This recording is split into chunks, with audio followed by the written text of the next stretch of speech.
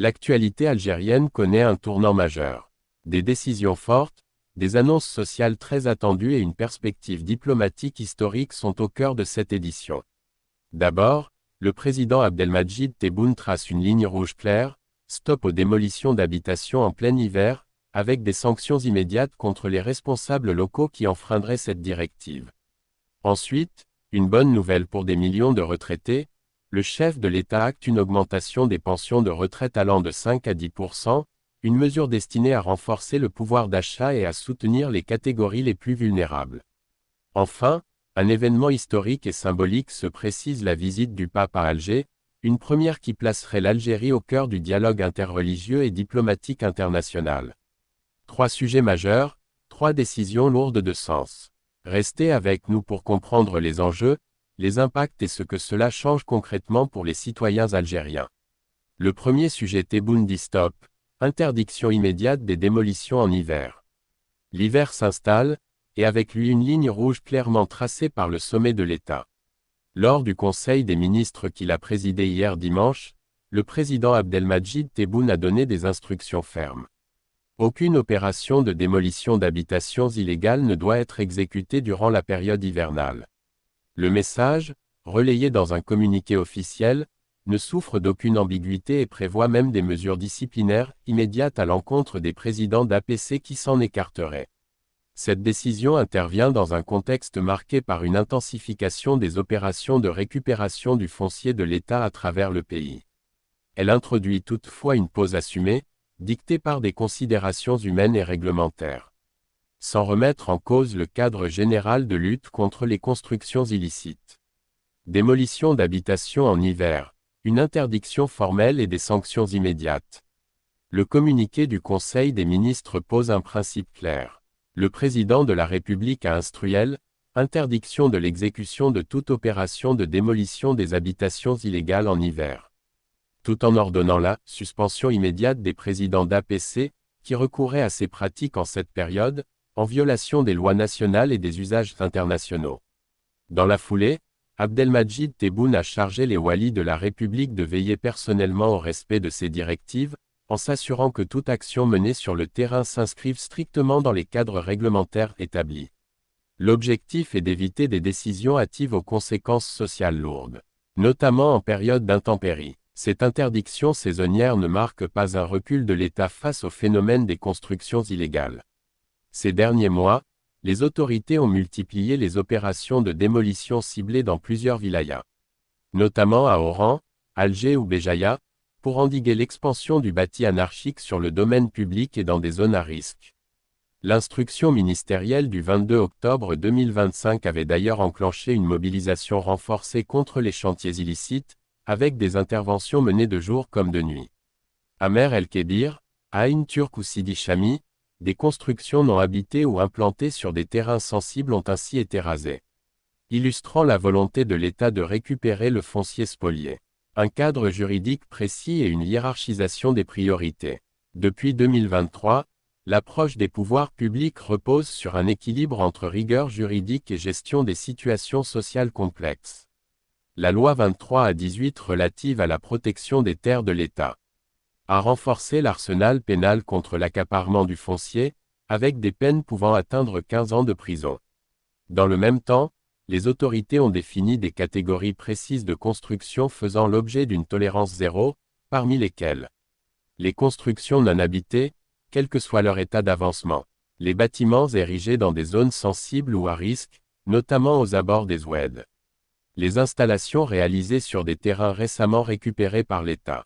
Pour les habitations déjà occupées, la démolition reste une mesure exceptionnelle, subordonnée à l'épuisement de toutes les voies de régularisation prévues par la loi, notamment à travers les dispositifs existants. Une décision politique à portée sociale assumée.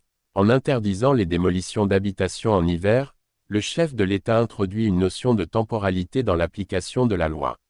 La fermeté demeure, mais elle s'accompagne d'une exigence de discernement à l'égard des populations exposées au froid et à la précarité.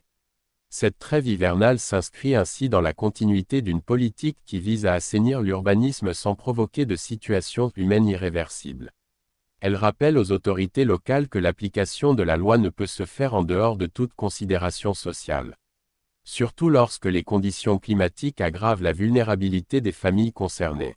Le deuxième sujet, retraite en Algérie, Tebboune acte une hausse de 5 à 10%. Le président de la République algérienne, Abdelmadjid Tebboune, a annoncé, ce dimanche, une mesure très attendue par les retraités du pays, une augmentation significative des pensions de retraite en Algérie. Lors de la réunion du Conseil des ministres, le chef de l'État a insisté sur la nécessité d'accorder une attention particulière aux personnes âgées, reconnaissant leur contribution à la société et l'importance de garantir leur bien-être économique. Selon les décisions prises, les retraités dont le revenu mensuel est inférieur ou égal à 20 000 dinars algériens bénéficieront d'une hausse de 10% de leur pension, tandis que ceux dont le revenu excède ce seuil verront leur pension augmenter de 5%. Cette mesure traduit la volonté du gouvernement d'adopter une approche ciblée, favorisant particulièrement les retraités les plus modestes et renforçant ainsi l'équité sociale au sein du système de retraite. Le Conseil des ministres a souligné que ces nouvelles augmentations des pensions de retraite en Algérie viennent s'ajouter aux hausses précédemment appliquées au salaire national minimum garanti, SNMG. L'objectif affiché est de consolider le pouvoir d'achat des retraités, leur permettant de mieux faire face à l'inflation et aux dépenses courantes, notamment en matière de santé, de logement et d'alimentation. Pour de nombreux retraités, cette décision représente un soulagement tangible dans un contexte économique marqué par des fluctuations des prix et un coût de la vie en constante progression. Les réactions des retraités et des organisations de défense des personnes âgées ont été globalement très positives. Beaucoup considèrent cette augmentation comme une reconnaissance officielle de leur rôle dans le développement du pays et un geste concret pour améliorer leur qualité de vie. Cette décision arrive à point nommé. Elle nous permettra de mieux gérer nos dépenses quotidiennes et de vivre plus sereinement, confie Mohamed Ben Ali, retraité à Alger depuis plus de 20 ans. D'autres soulignent que cette mesure témoigne de l'attention portée par les autorités à la protection sociale et au respect des engagements pris envers les personnes âgées. Au-delà de l'aspect financier, cette décision s'inscrit dans une politique plus large visant à renforcer le système de protection sociale en Algérie. Le gouvernement a multiplié ces dernières années les initiatives destinées à soutenir les catégories les plus vulnérables, notamment les retraités, les familles à faible revenu et les personnes en situation de handicap. La hausse des pensions s'inscrit donc dans une logique globale de redistribution et de soutien économique, contribuant à réduire les inégalités et à améliorer le niveau de vie des citoyens. Certains experts estiment que cette augmentation des pensions de retraite en Algérie pourrait également avoir un impact positif sur l'économie locale. En effet, l'amélioration du pouvoir d'achat des retraités se traduit par une augmentation de la consommation, notamment dans les secteurs alimentaires, médicaux et de services, stimulant ainsi l'activité économique nationale. Cette mesure pourrait donc bénéficier à la fois aux retraités et à l'économie du pays, tout en consolidant la stabilité sociale. La décision du président Tebboune d'augmenter les pensions de retraite de 5 à 10% constitue une véritable avancée pour les retraités algériens. Elle traduit une attention particulière portée à cette catégorie de la population, tout en renforçant le pouvoir d'achat et la protection sociale. Cette mesure, combinée aux hausses précédentes du salaire minimum, devrait permettre aux retraités de mieux vivre au quotidien et de participer activement à la vie économique et sociale du pays, tout en illustrant l'engagement des autorités envers la justice sociale et le bien-être de leurs citoyens. Le dernier sujet, la visite du pape à Alger, se précise. Réputé fort bien informé, le site Africa Intelligence confirme, ou annonce, que les préparatifs techniques et diplomatiques vont bon train entre les services de la présidence algérienne et le Vatican en prévision d'une très probable visite du pape Léon XIV en Algérie au premier semestre de l'année à venir. Notre site avait été le premier à en faire l'annonce exclusive depuis plusieurs semaines. Des médias français et algériens avaient par la suite repris et développé cette info. Bien avant les confirmations feutrées et les recoupements tardifs, notre entretien exclusif avec l'archevêque d'Alger, Jean-Paul Vesco, avait dessiné les contours, le sens et la profondeur de cette visite historique. À l'époque déjà, tout indiquait que l'Algérie n'était pas un simple horizon hypothétique pour le Vatican, mais une destination sérieusement envisagée, mûrie, préparée. Les informations publiées aujourd'hui par Africa Intelligence ne font que confirmer ce que nous annoncions en amont. les équipes du souverain pontife et celles du président Abdelmadjid Tebboune travailleraient bel et bien à la préparation d'une visite papale, qui serait une première historique pour le pays, et qui pourrait intervenir avant la mi-2026. Au plan diplomatique, cette visite couronnerait l'immense travail déjà accompli pour rendre sa place à l'Algérie dans le concert des nations, et rendre sa voix plus audible et plus respectée que jamais. Cela place par ailleurs l'Algérie à l'avant-garde des États prêchant concrètement la tolérance, le respect de l'autre et le dialogue constructif entre les civilisations. La rencontre entre le président Tebboune et le pape Léon XIV au Vatican, à Rome, le 24 juillet 2025, a constitué une étape décisive dans ce processus.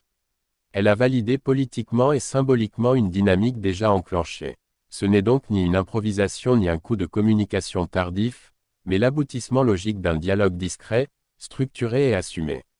Africa Intelligence le confirme aujourd'hui, le programme de la visite se précise, les étapes se dessinent, et Alger s'impose comme un choix stratégique, réfléchi, profondément ancré dans l'histoire longue du christianisme africain et dans la géopolitique contemporaine du dialogue interreligieux. Ce rappel n'est pas anecdotique. Il souligne une chose essentielle, l'Algérie n'a pas été sollicitée dans l'urgence ou par défaut. Elle a été identifiée très tôt comme un partenaire crédible, stable et cohérent, capable d'accueillir un pape sans folklore, sans instrumentalisation et sans arrière-pensée confessionnelle. En ce sens, la confirmation d'Africa Intelligence ne marque pas une révélation, mais une validation. Elle vient entériner une lecture que nous portions depuis des mois, celle d'un pays redevenu central dans les équilibres spirituels et diplomatiques de la Méditerranée et de l'Afrique. Merci à toutes les personnes qui suivent, regardent et s'informent avec nous.